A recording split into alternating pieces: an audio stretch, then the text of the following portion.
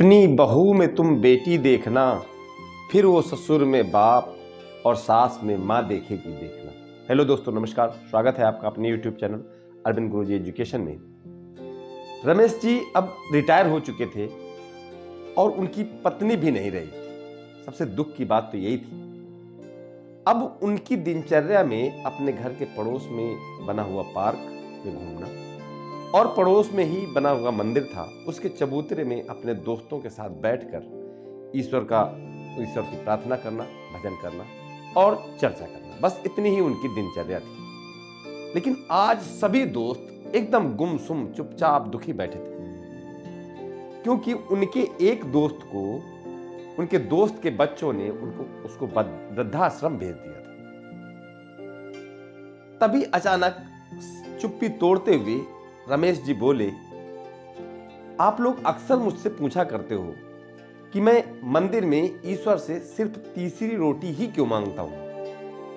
तभी एक दोस्त ने कहा, क्या आपकी बहू आपको सिर्फ 3 रोटियां देती है या केवल तीसरी रोटी ही देती है? तभी रमेश जी ने कहा, नहीं यार, मेरी बहू और बेटे बहुत अच्छे हैं, मेरा बहुत ख्याल रखते हैं। असल में रोटियां 4 प्रकार की ही होती हैं।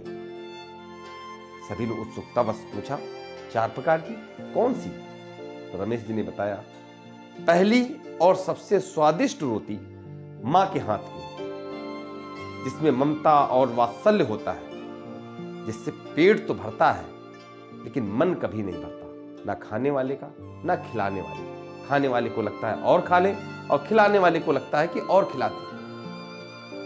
सब लोगों को लगा, वास्तव में यहां तक तो हम लोगों ने कभी सोचा ही नहीं। फिर रमेश जी ने बताया, दूसरी रोटी पत्नी के हाथ की होती है, जिसमें अपनापन और समर्पण होता है, जिससे पेट भी भरता है और मन भी भरता है। अक्सर शादी हो जाने के बाद मां के हाथ की रोटियां तो कम ही मिल पाती हैं और पत्नी के हाथ की रोटी ही लोग खाते हैं और इसी के सारे बाकी जीवन करता रहता है। सब लोग वास्तव में सोच में पड़ गए कि यहां तक हम लोगों ने पहले कभी क्यों नहीं सोचा।